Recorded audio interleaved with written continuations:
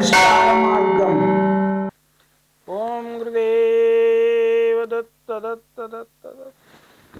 నేను మీ సాయి దత్తానందను, మంత్ర యంత్ర రుద్రాక్ష మూలికా శాస్త్రజ్ఞుని.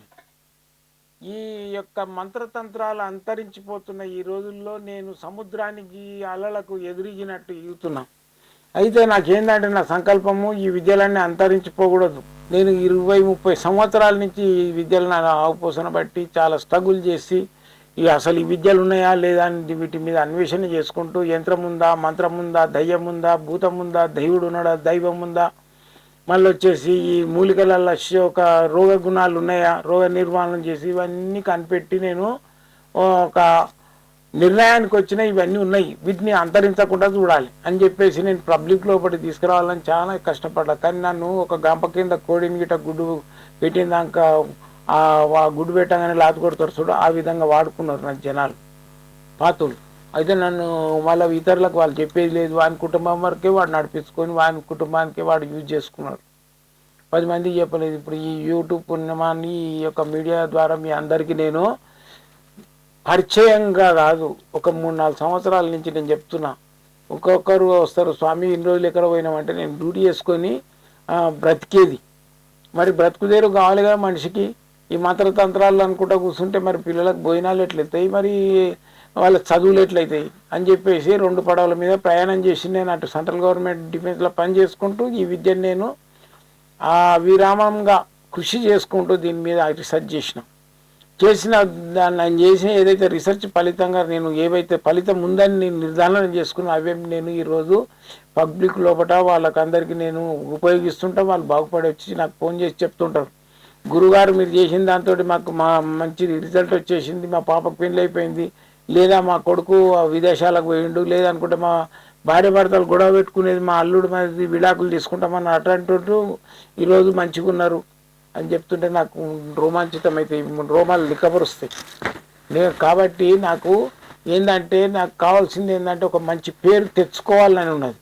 పేరు కొనుక్కోలేము, పేరు తెచ్చుకోవాలి. మనిషి ఎప్పుడైనా కుళ్ళు కుతంత్రాలతోటి బతుకుతుంటాడు, ఓడోడు వస్తాడు చేపించుకుంటాడు, నా దగ్గర బాగా అయిపోతారు, ఇంకొని చెప్పడాడు ఏమరా బాబు నలుగురు చెప్పొచ్చు కాదు వాళ్ళు కూడా బాగుపడతారు అంటే అట్టెట్లయితే స్వామి నాకు బాగా అయింది అంత అవుతుందో కాదు, మరి నువ్వు నాకు ఎన్ని లక్షలు ఇచ్చినావురా, వాడు కూడా నాకు ఏమి ఇవ్వద్దు, నువ్వు కూడా ఏమి ఇవ్వలేదు, వానికి ఏం లాస్ అవుతుంది, ఒక్కరోజు లాస్ అవుతుంది, వస్తాడు పోతాడు, ఏదో తీసుకొని పోతాడు, బాగుపడతాడు, చెప్పడాడు. వాని ముఖంలో ప్రేతకాలు ఉంటుంది.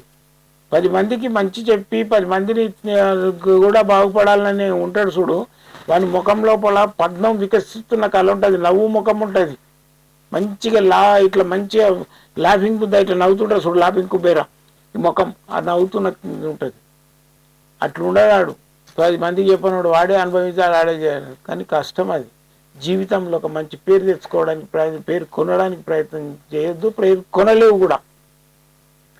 పేరు కీర్తి శేషుడవై ఉండాలి, చచ్చిపోయినాక నీ కీర్తి మిగిలి ఉండాలి. రేపు దసరానంగా కూడా ఆయన బిల్డింగులు కట్టిస్తుంటాడు, ఏందిరా 80-85 ఏళ్ళు ఇంకా కట్టిస్తున్నావు, ఇదేం చేసుకుంటావు అంటే మా మన్మనుకుంటాడు. ఆడు 2 రోజులు చచ్చిపోతాడు, ఆయన మన్మడు అనుభవిస్తాడు. ఏమిటికి భగవంతుడు ఎవరికి వానికి ఒక రాత రాసిపెట్టిండు, నీ మన్మనికి నీ భగవంతుడు ఆయన రాత ఆయనకే రాసిపెట్టిండు, నువ్వో నీవు ఆయనకి ఇల్లు కట్టించు ముంగా చేస్తావు. నీవు కీర్తి దగ్గరికి వచ్చింది నీది మైలురాయి. ఒక 60 దాటిండంటే వాడు 10 మందికి సేవ చేయడానికి, వాడు ఎప్పుడు తెచ్చేది తెలియదు. 10 మందికి సేవ చేసి స్థిరంగా ఉండేటి పనులు చేయండి. ఒక హాస్పిటల్ కట్టియండి, లక్షల కోట్లు ఉంటే ఆయనకి డబ్బు తీయడు బయటికి, కట్టియండి. ఉచితంగా ఒక పాఠశాల కట్టిండ్రి, ఒక స్కూల్ కట్టిండ్రి, ఉచితంగా అన్నదానం పెట్టుండ్రి, ఒక గుళ్ళ ఎల్లకాలం నడిచినట్టు బ్యాంకులో పైసలు వచ్చిన ఇంట్రెస్ట్ మీరు వాడుకోండి, ఒరిజినల్ ఆడు ఉంటుంది, ఆ ఇంట్రెస్ట్ తోటి భోజనాలు పెట్టున్నది చెప్పండి. ఎవడు చెయ్యడు, ఎవడో చేసిన దానికి ఈయన వచ్చి రిబ్బిన్ కట్ చేస్తాడు. అది ఈ రోజులల్లా కలి మాయలో పడి ఉండు ప్రపంచంలో. అందుకని చెప్పేసి ఓనోనికి అన్నీ ఉంటాయి, సకలం ఉంటాయి, సంతోషంగా ఉంటారు, కానీ సంతానం ఉండదు. లాభం ఏముంది?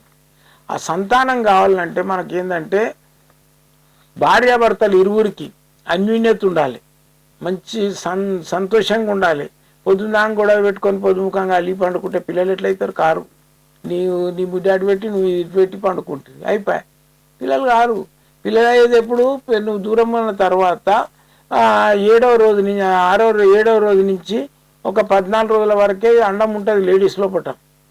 ఆ అండం వీళ్ళు కొట్లాడలల్లో ఈ 10 రోజులు అయిపోతుంది, అండోత్పత్తి పోయి ఆమె క్షీణించిన తర్వాత అప్పుడు మాట్లాడుకుంటుంటారు. అప్పుడు పిల్లలు అవుతారా? లోపల అండం ఉండాలి, స్త్రీలకు కూడా మగవానికి కూడా. మగవానికి ఎప్పటికి ఉంటుంది అండం, దాని లోపల వీర్యాలు, కానీ ఆడదానికి ఉండదు.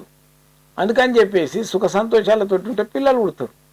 నీకు సంతానం సౌభాగ్యం ఎందుకన్నారు? ధనమూలం మిదం జగత్తు, అది మిదం జగత్తుకు. సంతానం సౌభాగ్యం, నీకు సంతానం ఉంటే భాగ్యం ఉన్నట్టే. సంతానమే లేదా నీకు ఎన్ని ఉంటే ఏం లాభం? అందుకని సంతానం కావాలంటే భార్యాభర్తలు మంచిగా ఉండాలి. మళ్ళీ ఇంకోటి ఏంటంటే ఆడవాళ్లకు ఈ తెల్ల బట్ట అనేది వైట్ డిశ్చార్జ్ అది కాకుండా ఉండాలి. దానికి ఏంటంటే ఈ సౌభాగ్య శుంఠి అనే వస్తుంది. కొన్ని దాంట్లో ఈ మూలికలలో ఏంటంటే సుగంధ పరిమళమైన మూలికలతో కలిసి ఉంటుంది. అది తిన్నట్టయితే వాళ్ళకి తెల్లబట్ట తక్కువ అవుతుంది, పిల్లలు అవుతారు. ఆమెకి ఎప్పటికి నడుముల నొప్పి, కొడుముల నొప్పి, ఈ నొప్పి ఆ నొప్పి అనుకుంటుంటుంది. ఎందుకంటే ఆ తెల్లబట్ట ఏదైతే డిశ్చార్జ్ అవుతుంటుందో వైట్ డిశ్చార్జ్, వాళ్ళకు నడుములు నొప్పులు, ఎప్పుడు వండుకొని ఇవ్వడము ఇవే ఉంటాయి, కానీ ఆ అండం కూడా ఉత్పత్తి కాదు. ఇది ఇంగ్లీష్ మెడిసిన్లో లేదు. దీనికి ఏదో ఇన్ఫెక్షన్ ఉంది గోళీ ఇస్తాడు ఆయన, దాంతో తక్కువ కాదు. మీకు ఇది వాడండి, ఏది సౌభాగ్యం ఉంటుంది. కాకపోతే ఇంకా కొన్ని ఉంటాయి, అవన్నీ మీరు కావాలంటే నా దగ్గర వచ్చి సంప్రదించుంటే నేను మీకు పిల్లలు అవ్వడానికి ఇస్తాం. అయితే ఈ పిల్లలు అవ్వడానికి ఈయన ఈ బౌద్ధ ధర్ముడు కొన్ని చేసిండు కదా, ఏది laughing Kubera, laughing Buddha, laughing తాంత్రిక కుబేరా. అంటే తాంత్రికంగా ఉంటాడు ఆయన. ఎవరికైనా ఏమన్నా అయినా కానీ అది ఆ ఇంట్లో అది ఉంటే గుంజేస్తుంది, అది ఆ ఫిగర్ మైనస్ గుంజి పాజిటివ్ ఇస్తుంది. అట్లనే సంతాన కుబేర చేసిండు. ఈ సంతాన కుబేర, ఈ సంతానం ఇది ఇంట్లో పెట్టుకుంటే సంతానం అయింది. దీనికి చుట్టూ ఈ పిల్లలు ఉంటారు, సంతానం చిన్న చిన్న పిల్లలు ఉంటారు. ఈ సంతాన కుబేర, ఈ సంతాన కుబేర ఏదైతే ఉందో మనం ఇంట్లో పెట్టుకున్నట్టయితే సంతానం వాళ్ళు బెడ్రూమ్లో పెట్టుకోవాలి, సంతానం అవుతుంది. ఇంకోటి ఏంటంటే బెడ్రూమ్ లోపల వేరే వాళ్ళు పోకూడదు. అత్తమామలు పోతుంటారు, మరుదులు పోతుంటారు, చాలా తప్పది. ఇప్పుడు కాదు, పూర్వకాలంలో బెడ్రూమ్ లోపటికి అర్జునుడు శరరాగా తెస్తాడు. స్వామి మమ్మకు ఇట్లా మృగాలు వచ్చి వేటాడుతున్నాయి, ఇతర దేశాలలో వచ్చి మాకు ఇది చేస్తున్నాయంటే ఆయన విల్లు ఆయుధాలన్నీ ఆ బెడ్రూమ్లు ఉంటాయి. దాంట్లో ఎవరి బెడ్రూమ్లో? మన ధర్మరాజు బెడ్రూమ్లు ఉంటాయి.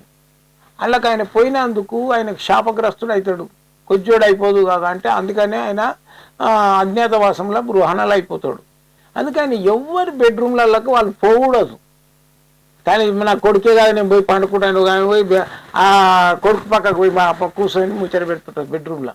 సంతానం గారు వాళ్ళిద్దరు బెడ్రూమ్ ఏదైతుందో దాంట్లో ఇంకో మనిషి అడుగు పెట్టవద్దు. దాని లోపల ఎటువంటివి ఒక్కోసారి ఏం పెట్టాలంటే, ఇప్పుడు సంతానం అయితే లేదు, 2 కుక్కలు అంటుకున్న బొమ్మను పెట్టండి, 100% పిల్లలు అవుతారు. చిత్తకార్తీలు అంటుకుంటాయి కదా 2 కుక్కలు, అవి మీకు నెట్లో కొడుతూ వస్తుంది. డాగ్ సెక్స్ అంటే కొడుతూ వస్తాయి బొమ్మలు, ఇమేజెస్ అన్ని కొట్టుళ్ళు. అదొకటి మంచిగా ప్రేమ చేపించి బెడ్రూమ్లో పెట్టుకోండి, ఆటోమేటిక్ మీకు సంతానం అవుతుంది.